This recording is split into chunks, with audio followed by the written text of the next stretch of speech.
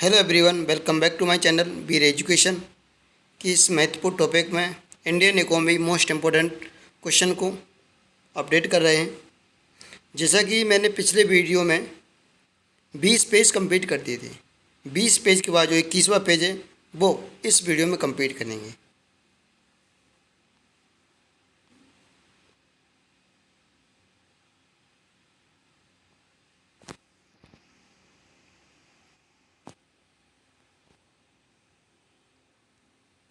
देखिए साथियों, महिला समृद्धि योजना कब प्रारंभ किया है? तो 2 अक्टूबर 1993 यानी कि 1993 को महिला समृद्धि योजना को स्टार्ट किया गया। विश्व व्यापार संगठन WTO वर्ल्ड ट्रेड ऑर्गेनाइजेशन कब अस्तित्व में आया? 1 जनवरी 1995 को वर्ल्ड ट्रेड अस्तित्व में आया। इसी के साथ मूल संरचना सुविधाओं में शामिल की जाती ऊर्जा, परिवहन, संचार, बैंकिंग, वित्त, बीमा और तुम्हारा साइंस एवं टेक्नोलॉजी, स्वास्थ्य और शिक्षा, ये सभी सुविधाएं मूल संरचनाओं के अंतर्गत आती हैं। इसी के साथ भारतीय नियोजन के दीर्घकालीन उद्देश्य निर्धारित किए गए। किसमें? उत्तर संबंधी, पूर्ण रोजगार, आय संबंधी, असमानता और सामाजिक समाज की स्थापना। नेक्स्ट क्वेश्चन है हमारा, गरीबी हटाओ और न्याय के साथ समृद्धि नारे कब दिए गए? तो 1970 के दशक में गरीबी हटाओ का नारा दिया गया। क्रमशः आत्मनिर्भर प्राप्ति के उद्देश्य से पंचवर्षीय योजना किसमें सबसे ज़्यादा, यानी कि क्या लिखा है कि आत्मनिर्भरता की प्राप्ति किस पंचवर्षीय योजना? तो चौथी पंचवर्षीय योजना इसका राइट आंसर होगा। न्यूनतम आवश्यकता कार्यक्रम किस पंचवर्षीय योजना में प्रारंभ किया गया? इसके अंतर्गत निर्धनों के लिए शिक्षा, स्वास्थ्य, जलापूर्ति, आवास आदि के लिए न्यूनतम आवश्यकताओं कराने का प्रयास किया है। तो उसमें होगा पंचवर्षीय योजना, 5वीं पंचवर्षीय। नेक्स्ट, भारत के किस बैंक ने सर्वप्रथम विभिन्न देशों में स्थित अपने कार्यालय में उपग्रहों को नेटवर्क जोड़ा? तो state bank of India. SBI ने सभी यानी कि शहर में स्थित सभी कार्यालयों को उसके नेटवर्क से जोड़ा। मंदड़िया बियर किससे कहा जाता? स्टॉक एक्सचेंज में वह व्यक्ति जो स्टॉक तथा शेयरों की कीमत गिरने की आशा में वस्तु को भविष्य में देने का वायदा कर बेचता है, उसे बोलते हैं बियर, मंदड़िया। ठीक है साथियों, पेज को लाइक, शेयर एंड सब्सक्राइब जरूर करें और हमारे चैनल को लास्ट तक जरूर देखें। भारत में केंद्रीय बैंक के कार्य किसके द्वारा किया जाता है? तो भारतीय रिजर्व बैंक RBI के द्वारा केंद्रीय बैंक के कार्य किए जाते हैं। बैंक दर क्या है? वह दर जिस पर भारतीय रिजर्व बैंक वाणिज्य बैंक को उधार देता है, उससे बोलते हैं बैंक दर। संविधान के अंतर्गत सार्वजनिक कोष को उगाने और व्यय करने का अधिकार किससे प्राप्त है? तो केंद्र और राज्य सरकार को दोनों को ही प्राप्त है। प्रत्यक्ष कर क्या? डायरेक्ट टैक्स क्या? डायरेक्ट टैक्स क्या? तो वह कर जो किसी व्यक्ति के द्वारा भुगतान के समय दिया जाता है, उसे प्रत्यक्ष कहते हैं। यानी कि वह कर जो किसी व्यक्ति पर लगाया जाता है और उसका वह भुगतान करता है, तो वो क्या कहलाता है? प्रत्यक्ष कर कहलाता है। हिंदू विकास दर की अवधारणा कौन से अर्थशास्त्री ने दी? तो प्रो राजकृष्णा ने हिंदू विकास दर की अवधारणा दी। इफ्को क्या है? इफ्को भारतीय कृषक उर्वरक सहकारी संस्था है। भारतीय कृषक उर्वरक सहकारी संस्था इफ्को। स्वतंत्र भारत की मुद्रा का अवमूल्यन प्रथम बार कब हुआ? तो 1949 को मुद्रा का अवमूल्यन हुआ। आगे देखिए साथियों, चलैया राय समिति की सिफारिश किससे संबंधित है? प्रत्यक्ष और परोक्ष संरचना से। किससे संबंधित है? प्रत्यक्ष और परोक्ष संरचना से। अंतर्राष्ट्रीय मुद्रा कोष के प्रबंध नियंत्रण करने बोर्ड ऑफ गवर्नेंस का गठन किया गया। इस बोर्ड ऑफ गवर्नेंस का प्रतिनिधित्व कौन करता है? तो वित्त मंत्री। कौन करता है? Finance minister. किस व्यक्ति की मृत्यु के उपरांत उसकी संपत्ति के हस्तांतरण के कारण लगाए जाने वाले कर को क्या कहते हैं? State duty. क्या कहते हैं? स्टेट ड्यूटी कहा जाता है। कम आय प्राप्त करने वाली अपनी आय का अधिकांश भाग भोजन, आदि पर व्यय करता है, लेकिन आय में जैसे जैसे वृद्धि होती है तो कुल आय का कम भाग भोजन पर व्यय करता है। यह कौन सा नियम? तो एंजल का नियम। यह नियम क्या कहलाता है? एंजल का नियम कहलाता है। इसको आपको ध्यान रखना है। इसी के साथ ऐसी मुद्रा जिसका विनिमय दर लगातार भुगतान संतुलन के कारण गिरती रहती है और इस प्रकार की नई मुद्रा में कोई भी देश अपने विनिमय कोष के भाग को अपने पास रखना नहीं चाहता है। कौन सी मुद्रा कहलाती है? इसे बोलते हैं उदार मुद्रा, सॉफ्ट करेंसी कहा जाता है। ऐसा मुद्रा यानी ऐसी मुद्रा जिसकी विनिमय दर गिरने की संभावना हो रही हो या फिर गिर रही हो, तो जिसका कोई भी स्वीकार करने में कतराता है, उसे क्या कहते हैं? उसे कहते हैं मुद्रा उष्ण मुद्रा, यानी कि हॉट करेंसी। ऐसी मुद्रा को हॉट करेंसी कहा जाता है। नेक्स्ट क्वेश्चन, ऐसे ऋण को क्या कहते हैं जो कम ब्याज और लंबी अवधि के लिए आसान किस्तों पर शर्तों पर प्राप्त किए? ऐसे बोलते हैं उदार ऋण, सॉफ्ट लोन कहा जाता है। किसी वस्तु पर लगाया गया कर जो उसकी मात्रा के आधार पर न लगाकर मूल अनुसार लगाया जाता है, उसे क्या कहते हैं? उसे कहते हैं and valorem tax. And valorem tax कहा जाता है। स्टॉक एक्सचेंज में जो व्यक्ति शेयर की कीमतों को गिराने की आशा करता है, किसकी? शेयरों की कीमतों को गिराने के लिए आशा करता है और सौदे कर भविष्य में देने का वायदा कर बेचता है, तो उसे कहते हैं मंदड़िया और तेजड़िया। इसे आपको ध्यान रखना। स्टॉक एक्सचेंज वो व्यक्ति जो शेयर की कीमतों को बढ़ाना चाहते हैं, शेयरों की कीमतों को बढ़ाना चाहते हैं, उसे बोलते हैं तेजड़िया। शेयरों की कीमतों को बढ़ाना चाहे उसे क्या बोलते हैं? तेजड़िया। जबकि शेयरों की कीमतों को गिराने की आशा करते हैं, उसे कहते हैं मंदड़िया। तो वियर एंड वुल्स को आपको ध्यान रखना साथियों। अंतर्राष्ट्रीय बाजार में जिस मुद्रा की अंतर्राष्ट्रीय बाजार में जिस मुद्रा की मांग कम होती है, उसे क्या कहते हैं? Hard currency. उसे कहते हैं हार्ड करेंसी कहा जाता है। मेरूनो ऊन उत्पादन की दृष्टि से सबसे महत्वपूर्ण मानी जाती है। यह किस की नस्ल है? भेड़ की नस्ल है।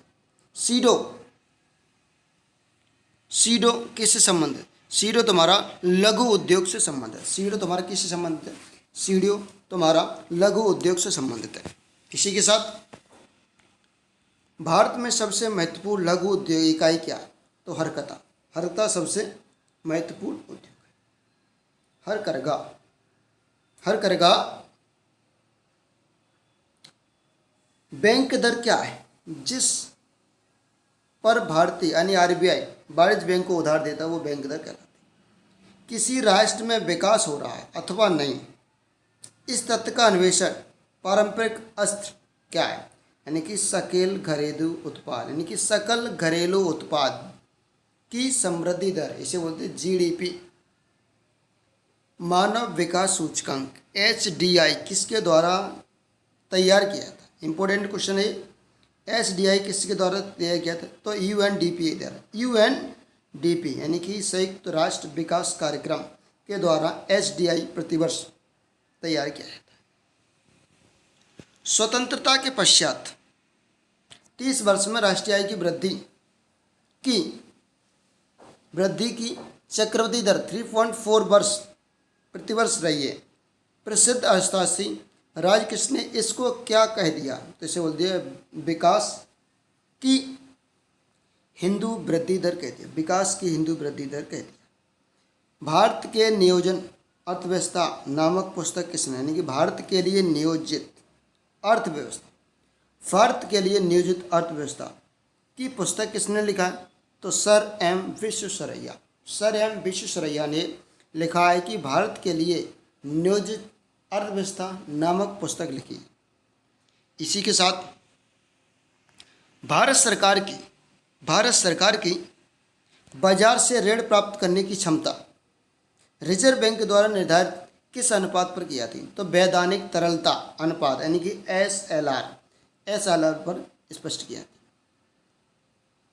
सभी व्यक्तियों को समय पर उनके लिए आवश्यक मूलभूत भोजन उपलब्ध होना खाद्य सुरक्षा को सुनिश्चित करता है। खाद्य सुरक्षा को परिभाषित करने हेतु वह परिभाषा किस संस्था ने दी?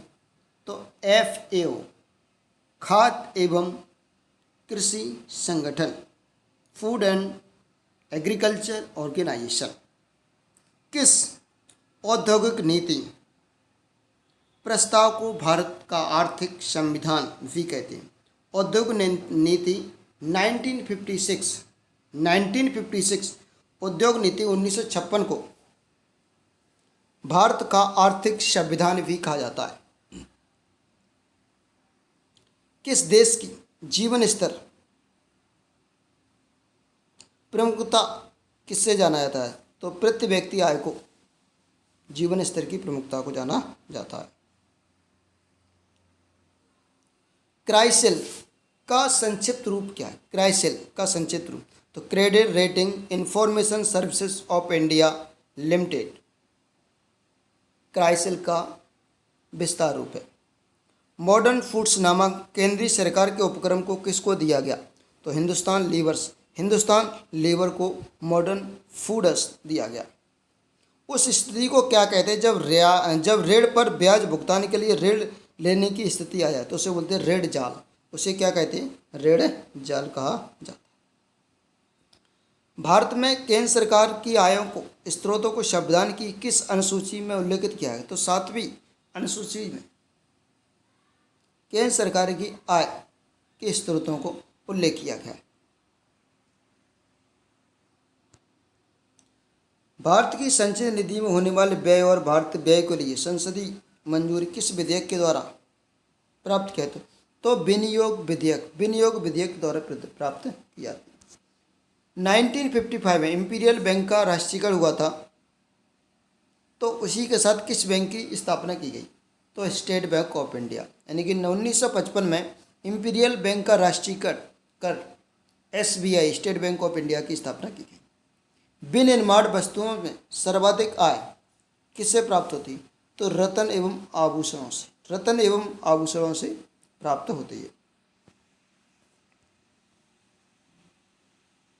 यदि कोई राष्ट्र मशीनरी, संयंत्रों, विनिमय वस्तुओं और प्रौद्योगिकी का निर्यात कर रहा है तो वह किस श्रेणी के राष्ट्रों में आता है? तो विकास राष्ट्र।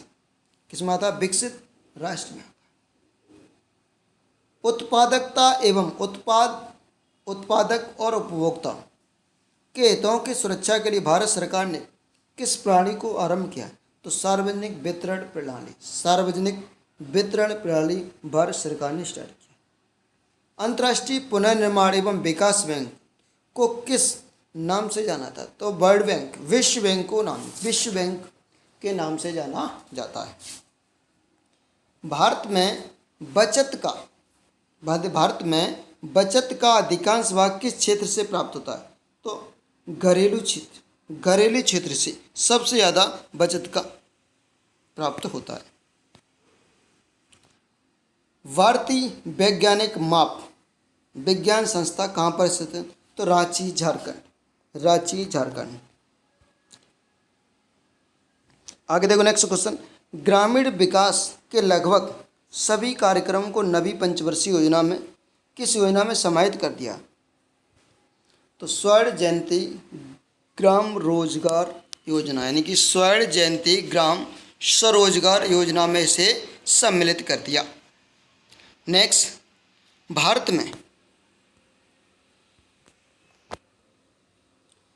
में विदेशी मुद्रा कोष को नियंत्रित किसके द्वारा किया था? Reserve bank of India RBI के द्वारा। नेक्स्ट क्वेश्चन, बैंक किस नीति से संबंधित? तो मौद्रिक नीति से संबंधित। मालेगांव समिति का संगठन किस क्षेत्र से? तो प्राथमिक पूंजी व्यापार से मालेगांव समिति संबंधित है। पंचवर्षीय योजना का अंतिम प्रारूप स्वीकार किया कब? पंचवर्षीय योजना का अंतिम प्रारूप स्वीकार किया गया, किसने किया था? केरल ने। आय असमानताओं में वृद्धि या कमी किस माध्यम पर आकलित किया जा सकता है? तो गिनी गुणांक एवं लॉरेंज वक्र। ये इंपॉर्टेंट क्वेश्चन है, ध्यान रखना साथियों। आय असमानताओं में वृद्धि या कमी किसके माध्यम से किया जाता था? तो गिनी गुणांक और लॉरेंज वक्र के द्वारा किया था। कॉन्कॉर्ड रेल परियोजना किस वर्ष स्टार्ट की? तो 1990 में कॉन्कॉर्ड रेल परियोजना को स्टार्ट किया गया। किस एक लेखा वर्ष की अर्थव्यवस्था में उत्पादित सभी वस्तुओं एवं सेवाओं का बाजार कीमतों का मूल्य क्या कहलाता है? सकल राष्ट्रीय उत्पाद क्या कहलाता है? सकल राष्ट्रीय आय कहलाता है। पूंजी निर्माण के 3 चरण कौन से? बचत का सृजन, बचतों का संगठन और वास्तविक निवेश। वास्तविक निवेश यानी कि 3 चरण हैं, बचत का सृजन, बचतों का संगठन और वास्तविक निवेश।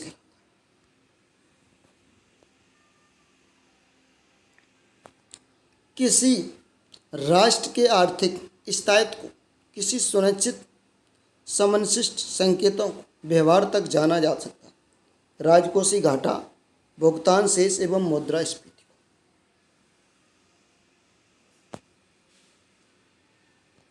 भारत में ग्रामीण साख सुलभ करने वाली संस्थानों में शिखर संस्था कौन सी? तो नाबार्ड। कौन सी संस्था है? नाबार्ड। आगे देखो नेक्स्ट, भारतीय आय की सबसे बड़ी मदद क्या है?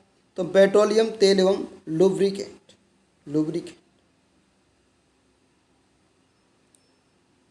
अंतर्राष्ट्रीय व्यापार का निरपेक्ष लाभ लागत सिद्धांत। अंतर्राष्ट्रीय व्यापार का निरपेक्ष लागत लाभ सिद्धांत किसने दिया? तो एडम स्मिथ ने दिया है कि निरपेक्ष लागत लाभ सिद्धांत किसने दिया? एडम स्मिथ ने। समृद्धि की अवस्था स्टेज ऑफ ग्रोथ अवधारणा किससे संबंधित? तो रोस्टॉप से संबंधित। जब चालू कीमतों पर वस्तुओं और सेवाओं के लिए कुल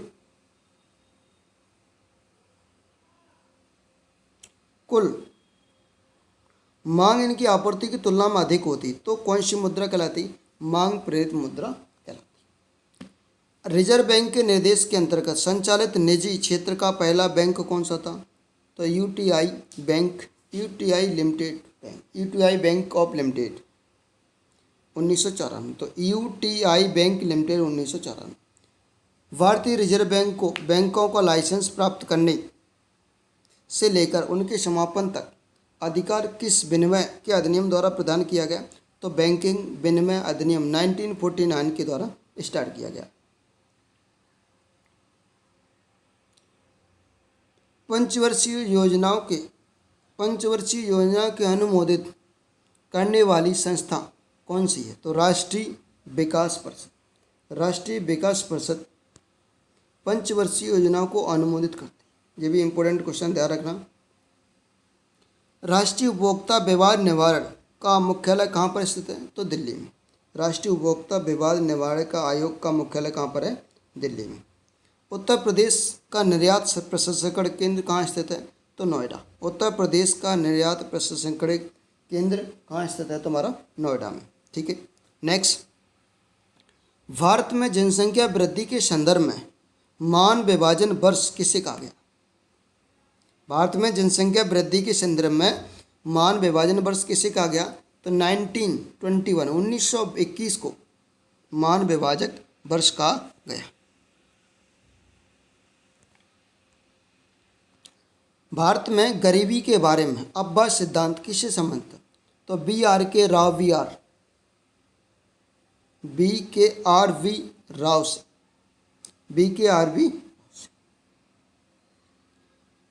भारत की किस पंचवर्षीय योजना में तीव्र औद्योगिकरण का सर्वप्रथम बल दिया गया? तो 7वीं अनुसूची में सबसे ज़्यादा बल दिया गया।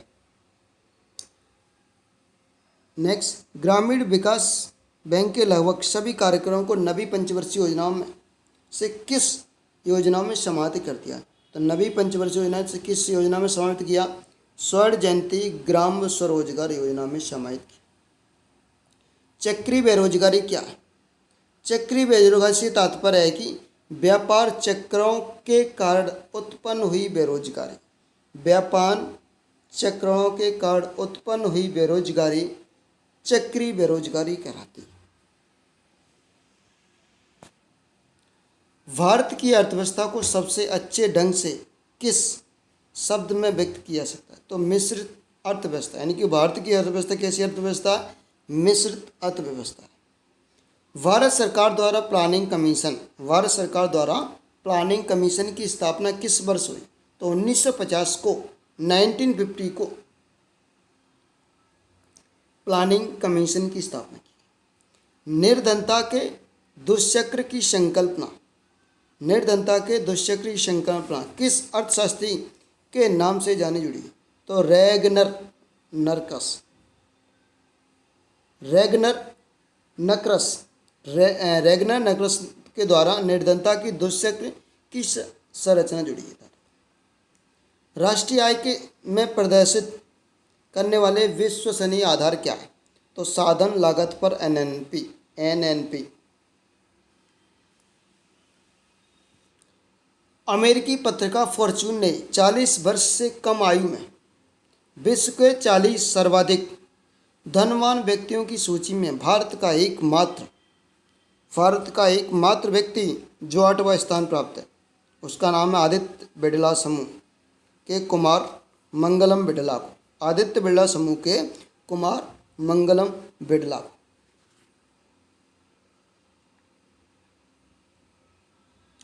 अर्थशास्त्र का वर्ष 2002 का नोबेल पुरस्कार किसे सम्मानित किया गया?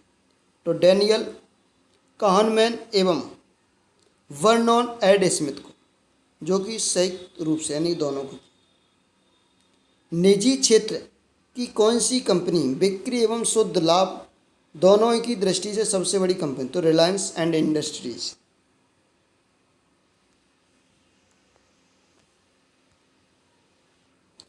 भारतीय अर्थव्यवस्था का कौन सा क्षेत्र बचत या बाहुल क्षेत्र है?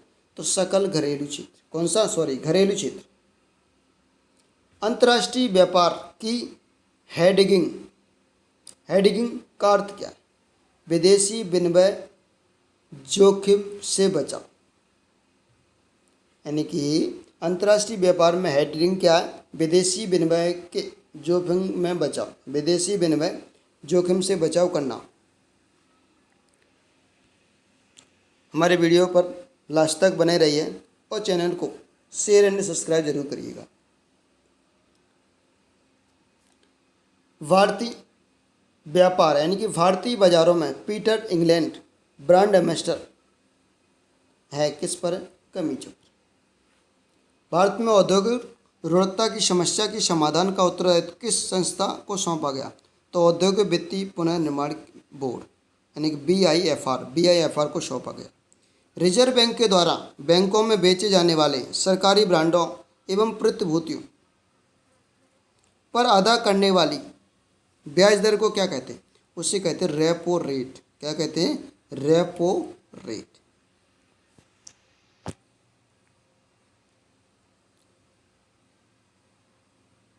रेसिडेंट इंडिया ब्रांड योजना तथा इंडिया मिलेनियम डिपॉजिट योजना किस बैंक से संबंधित? तो SBI से, स्टेट बैंक ऑफ इंडिया से। निजी क्षेत्र में स्थापित किए जाने वाले बैंकों के प्रमोटर का अंशदान किसी भी समय बैंक को चुकता पूंजी का न्यूनतम कितने प्रतिशत रखा जाता है? तो न्यूनतम रखा जाता है 40%। कितना रखा जाता है? 40%। ये भी क्वेश्चन अच्छा है। महालनोबिस अथवा नेहरू महलनोबिस कूटनीति पर भारत का किस पंचवर्षीय योजना में प्रारूप रहा? तो द्वितीय पंचवर्षीय योजना में प्रारूप रहा है। आगे देखो नेक्स्ट।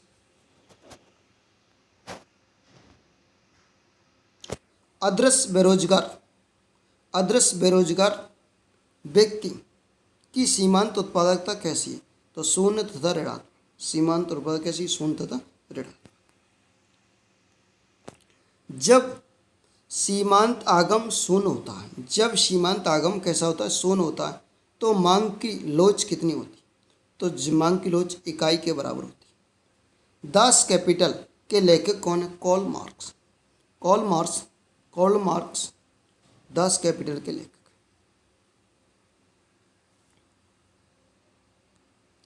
बड़ा धक्का अथवा प्रयास सिद्धांत किसने दिया है? रोजेनस्टीन रोडन थीसिस ने दिया है। संतुलन वृत्ति के सिद्धांत किसने दिया? तो रोजनस्टन, रोडाल्ड, रेगनर नॉर्कसो और आर्थर लुइस, तीनों व्यक्तियों ने दिया। भारत की द्वितीय पंचवर्षीय योजना किससे संबंध, जैसे कि पिछले क्वेश्चन में पढ़ के आए, तो महालनोबिस रणनीति के द्वारा ही संबंधित है। सातवीं पंचवर्षीय योजना के अंतर्गत सार्वजनिक क्षेत्र में किस क्षेत्र को सर्वोच्च वरीयता प्राप्त की? तो ऊर्जा वाले क्षेत्र को सबसे ज़्यादा वरीयता दिया गया। पूंजी निर्माण के 3 चरण कौन से? बचत का सृजन, बचतों का संगठन और वास्तविक निवेश। 3 ही इसके चरण: बचत का सृजन, बचतों का संगठन और वास्तविक निवेश। अराबिक एवं रोबस्टा किसकी 2 स्पीशीज? तो कॉफ़ी की। किसकी? कॉफ़ी की। विभिन्न राज्यों के मध्य खाद्य उत्पादन के वितरण में तथा अन्य देशों के खाद्य उत्पादन के निर्यात में वृद्धि में कौन सा संबंध? तो नेफेड। क्या है इसका राइट आंसर? नेफेड इसका राइट आंसर। रक्षा उद्योग क्षेत्र में निजी क्षेत्रों को कितने प्रतिशत तक भागीदारी की मान्यता दी गई? तो लगभग 100% की भागीदारी की मान्यता दी गई। क्राइसिल का पूरा नाम? भारतीय क्रेडिट रेटिंग सूचना सेवा limited, credit rating information service of India LTD, यानी कि भारतीय क्रेडिट रेटिंग सूचना सेवा लिमिटेड, जिसका पूर्ण रूप यानी कि विस्तार रूप। भारत में रोलिंग आयन यानी कि रोलिंग प्लान की अवधारणा किस वर्ष किया गया? तो 1978 को रोलिंग प्लान की अवधारणा को अपनाया गया।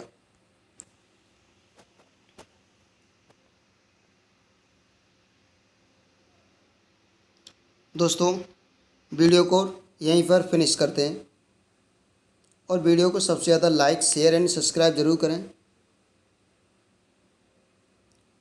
तब तक मिलते हैं। जय हिंद, जय भारत नेक्स्ट वीडियो पर। धन्यवाद। Thank you.